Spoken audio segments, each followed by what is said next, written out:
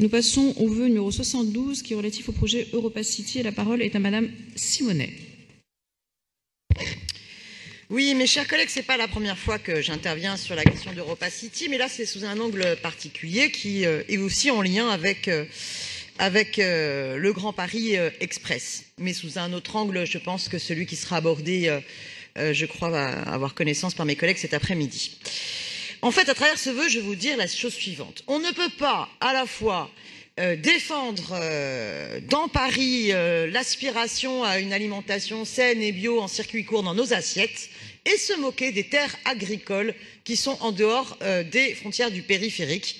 Et quand on veut avoir une politique cohérente en faveur de l'alimentation saine, du climat, de la biodiversité, on doit se préoccuper aussi de ce qui se passe en dehors de la périphérie, je dirais, de la ville de Paris. Or, que se passe-t-il ? En dépit du report de la ligne 17 Nord, la Société du Grand Paris a engagé un processus de forage pour le tunnel pour la ligne 17 du Grand Paris Express entre les gares projetées de Bourget Aéroport et Triangle de Gonesse. Je ne reviens pas sur le fond du dossier du Grand Paris Express et de toute son aberration, qui aurait de lourdes conséquences sur les terres agricoles en question. Parce que ce qui se passe, c'est qu'elles sont menacées par les centaines de milliers de tonnes de déblais issus des excavations qui risquent d'y être déversées. Il faut à tout prix empêcher cela. J'en profite pour dire qu'il faut aussi que la ville de Paris arrête ses projets de greenwashing comme Happy Valley. Nous n'avons pas à cautionner, comme ça a été fait sur la place de la République, et de contribuer à redonner une image pseudo-écolo au projet scandaleux de centre commercial géant d'Europa City. Happy Valley, il faut savoir que c'est une aberration qui, sans rire, propose carrément de cultiver les talus de l'autoroute A1 en lieu et place des terres fertiles de Gonesse, donc une aberration totalement stupide.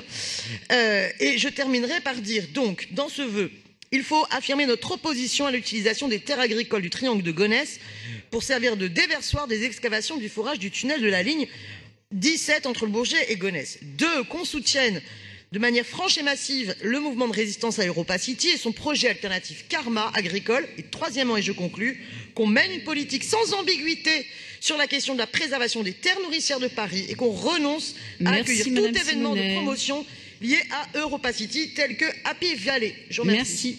La parole est à Monsieur Jean-Louis Missica. Oui, cher Daniel Simonet, en mai 2018, j'ai déjà expliqué que les vœux sur Europa City étaient si récurrents que je n'allais pas détailler à chaque fois les raisons pour lesquelles il n'est pas possible à la maire de Paris de convoquer les élus des collectivités territoriales directement concernées pour exprimer un désaccord ou une inquiétude sur ce projet.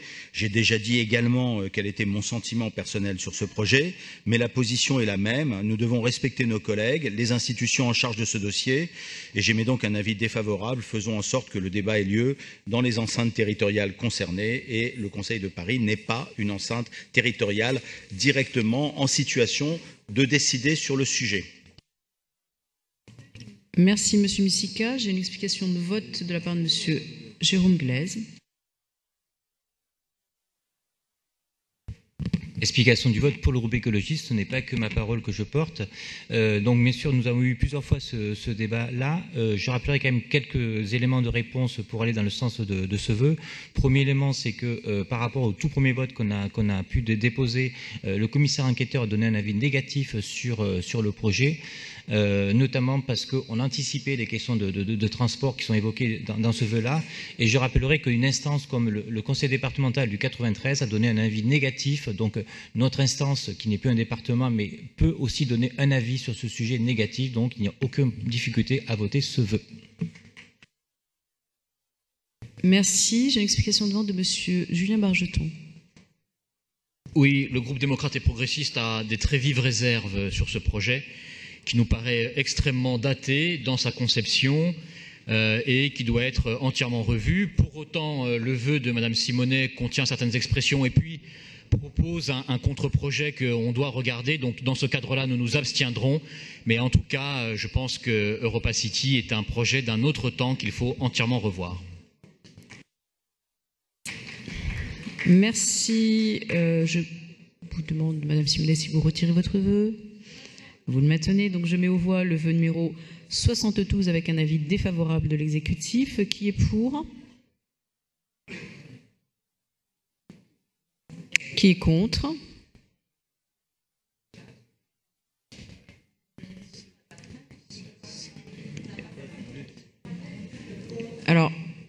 Qui est contre? Et j'aimerais bien que tout le monde lève la main, s'il vous plaît.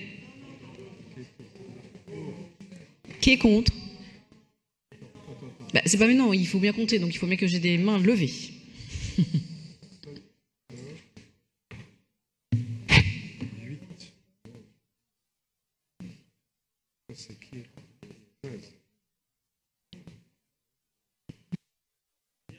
Donc, qui est pour?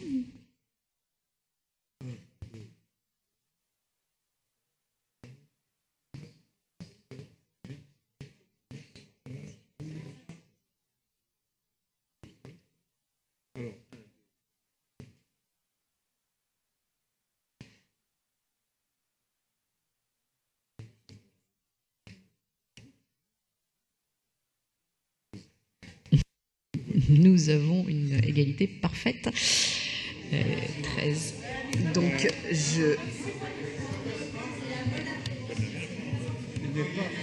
Il n'est pas adopté. Donc, à égalité parfaite, je suis au regret de vous dire que votre vœu est donc rejeté.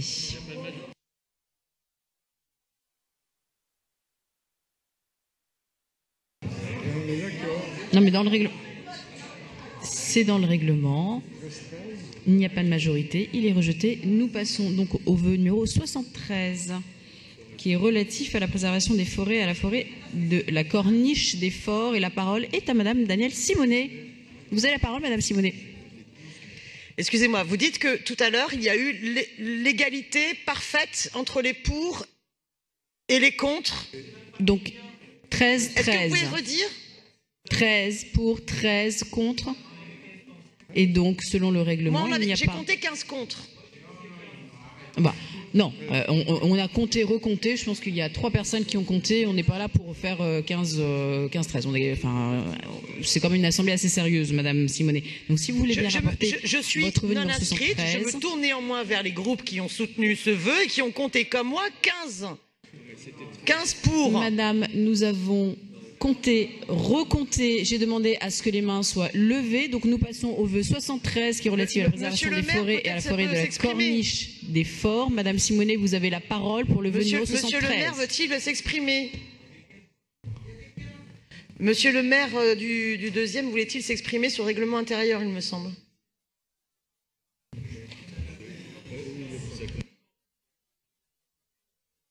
Nous autorise à faire un vote assis debout. Il n'y a aucune ambiguïté puisque nous avons compté et demandé à ce que non. Mais si, puisqu'il y a égalité d'après vous, ce qui n'est pas notre cas, on ne compte pas la même chose. Donc on demande, en référence au règlement intérieur, qu'un vote assis debout soit organisé. Merci. Monsieur Bloch, pour vous répondre. Il n'y a aucune... Je m'exprime? Je peux m'exprimer? Je peux m'exprimer. Il n'y a aucune ambiguïté sur le vote. Égalité parfaite, 13-13. Et le règlement du Conseil de Paris, comme dans toute assemblée démocratique, fait que le vœu ou la délibération n'est pas adopté. Donc, n'essayons pas d'introduire un doute qui n'a pas lieu d'être. Donc, s'il y a une suspension de séance, c'est très bien, on ira déjeuner et on se retrouvera sur... Merci, Monsieur Bloch, pour ces explications. Vers 17h. Qui ont déjà été rappelés. Alors, soit on passe au vœu 73. On fait une suspension de séance d'1 minute.